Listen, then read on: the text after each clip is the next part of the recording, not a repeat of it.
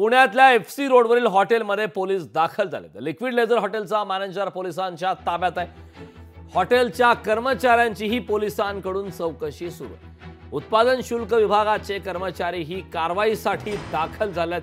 त्यामुळे पुण्यात नेमकं चाललंय तरी काय हा प्रश्न आता या निमित्ताने निर्माण होतोय। हे एक्सक्लुझिव्ह दृश्य आपण लोकशाही मराठीवरती पाहतोय। पुण्यातील एफसी रोडवरील हॉटेलमध्ये पोलीस दाखल झालेत। द लिक्विड लेझर हॉटेलचा मॅनेजर हा पोलिसांच्या ताब्यात आहे। तर हॉटेल कर्मचाऱ्यांचीही आता पोलिसांकडून चौकशी होणार आहे। उत्पादन शुल्क विभागाचे कर्मचारी देखील या कारवाईसाठी दाखल झालेत। खरं तर पुण्यामध्ये ड्रग्ज संदर्भात दिवसेंदिवस बातम्या येत आहेत। त्यातच आता एक मोठी अपडेट आली आहे। पुण्यातल्या एफसी रोडमध्ये देखील एक व्हिडिओ आता व्हायरल झाला होता आणि त्यानंतर आता या कारवाईच्या घडामोडींना वेग आलेला आहे।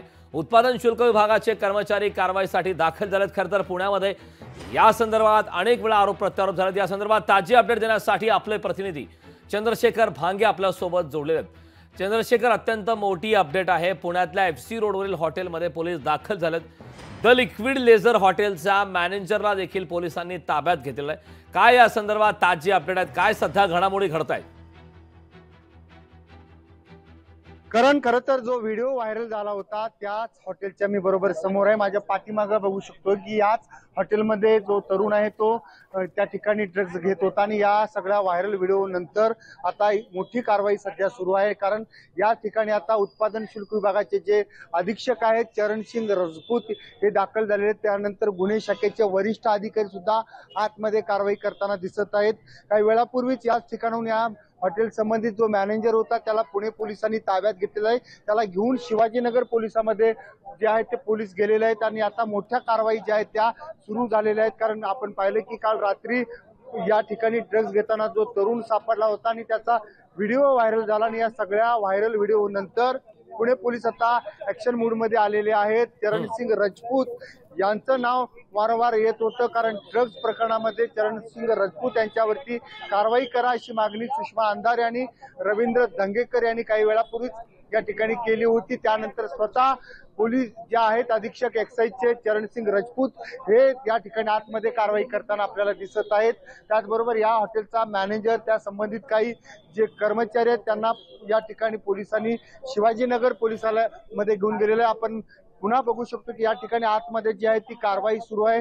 क्राईम ब्रांचचे पोलीस जे आहेत त्या ठिकाणी आलेले आहेत। त्यानंतर सगळे पोलीस आतमध्ये त्या ठिकाणी नार्कोटिक्स विभागाचे जे आहेत शटर आतमध्ये बंद करून ही कारवाई करत आहेत। कारण आतमध्ये मोठ्या प्रमाणात हे जे हॉटेल आहे या हॉटेलमध्ये कारवाई सुरू आहे। आपण बघू शकतो की याच हॉटेलमध्ये सध्या आपण बघू शकतो की ही सगळी कारवाई सुरू आहे। वरिष्ठ पोलीस अधिकारी एक्साईजचे अधिकारी त्याचबरोबर अनेक जे पोलीस अधिकारी आहेत ते आतमध्ये कारवाई करताना दिसत आहेत। नार्कोटिक विभाग जे पुणे आहेत 1 आणि 2 दोन्ही पथकं जी आहेत ती आतमध्ये दाखल झालेले आहेत। आपण बघू शकतो की या ठिकाणी साध्या वेशेमध्ये जे पोलीस आहेत या ठिकाणी कारवाई करताना दिसत आहेत। मोठ्या प्रमाणात त्या ठिकाणी ड्रग्ज विकला जातो का याचा तपास पोलीस करत आहेत।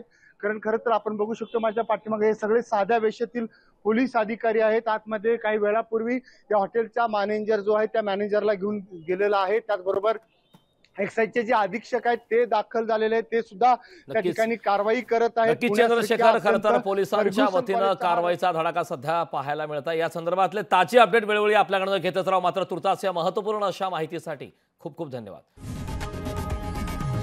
लोकशाही मराठी ऐका, पहा, जागरूक रहा।